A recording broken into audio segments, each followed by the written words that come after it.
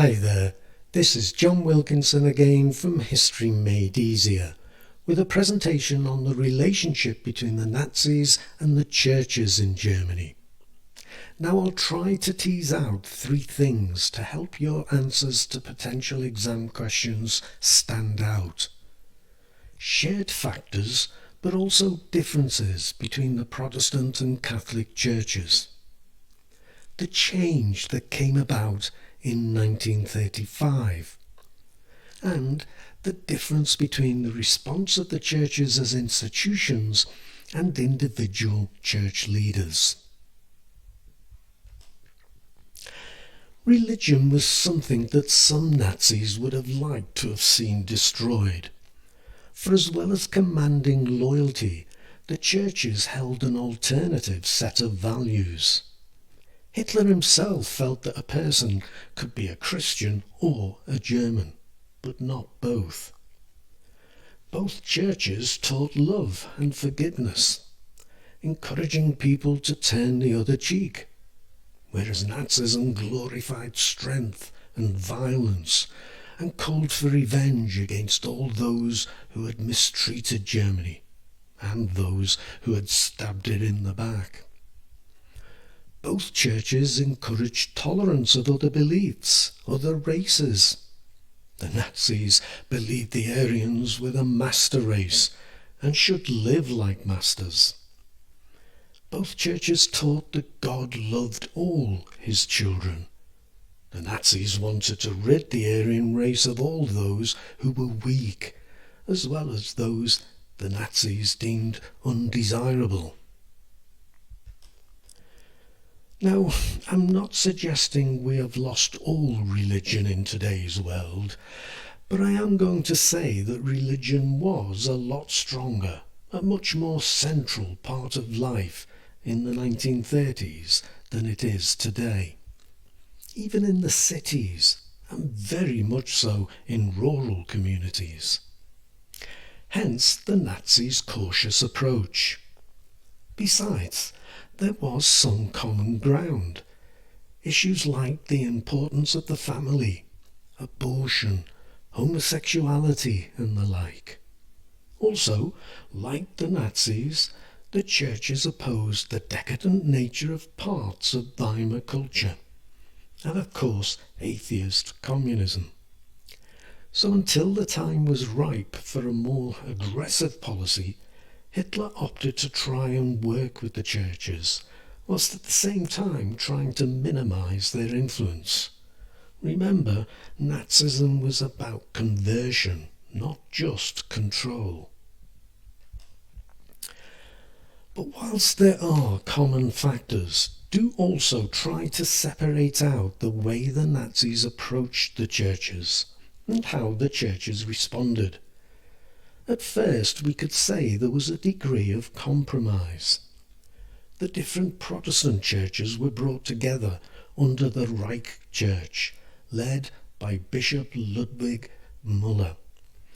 So pro-Nazi was Müller that the Reich Church adopted as its slogan the swastika on our breasts and the cross in our hearts. Though Martin Niemöller and others did set up the confessional church in response. As for the Catholic Church, this had the additional problem for the Nazis in that it was a non-German church, with its leader, the Pope, to whom Catholics were devoted, sitting in the Vatican in Rome, not in Berlin. So, in June 1933, Hitler, as Mussolini had done in Italy, signed a concordat, an understanding with the Pope, in which Hitler promised not to interfere in the work of the Catholic Church, including Catholic schools and youth groups, and the Pope promised that the Catholic Church would stay out of politics. And before I move on, we mustn't forget that in 1934 the Nazis set up a pagan movement worshipping nature, the German faith movement. But in 1935, With the Nazis securing power, they moved against the churches, setting up a department for church affairs to oversee things. The Gestapo arrested 700 Protestant ministers who had publicly opposed the Nazi regime.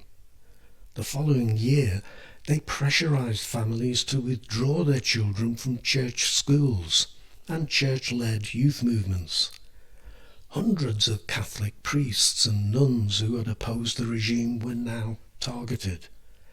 They were arrested and tried using mostly trumped-up charges such as illegal currency dealings and homosexuality. In 1937, Christmas carols and nativity plays were banned in schools. In 1938, priests were banned from teaching religious classes. And in 1939, those church schools that had survived were banned. In 1938, the Catholic Youth League was shut down.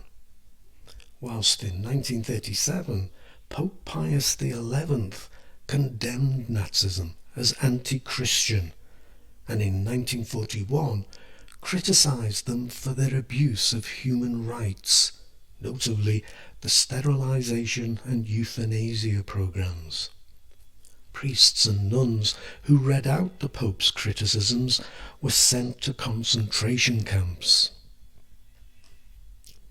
Still, not all church leaders in Germany were coward. There was the Protestant Dietrich Bonhoeffer from the Lutheran Church, who felt he had to help Nazi victims, particularly Jews. And actually, he joined the underground resistance movement. Bishop Theophil Worm, who organised protests against the Nazi euthanasia program, and Martin Niemöller, who, as well as helping set up the confessional church, said that a proper Christian cannot be a National Socialist. And there was also his famous statement that you can see on this slide. And from the Catholic Church, Bishop von Galen, the Lion of Munster, whose sermons were reproduced and distributed throughout Germany. I give details of these heroic Christians in my ebook on the Nazis' control of Germany, but I'm sure you'll know all about them anyway, and you can get potted biographies on the internet. But I have to say, there was very little said, or even less done, to help the Jewish community.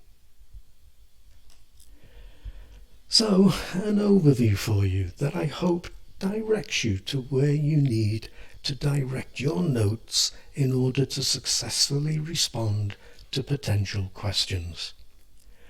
Remember that there were shared factors, but also differences between the Protestant and Catholic churches. Remember the change that came around in 1935, and the difference between the response of the churches as institutions and individual church leaders. You may get a descriptive question A about the relationship between the Nazis and the churches, or the church's response to Nazi rule. Or a B question that asks why the Nazis felt they needed to control the churches, or why some church leaders felt they had to oppose them. As well as a C question that considers how important was opposition from the churches, or how successful Nazi policies were. Let me thank you, as always, for listening, and wish you the very best of luck in your studies. Cheers.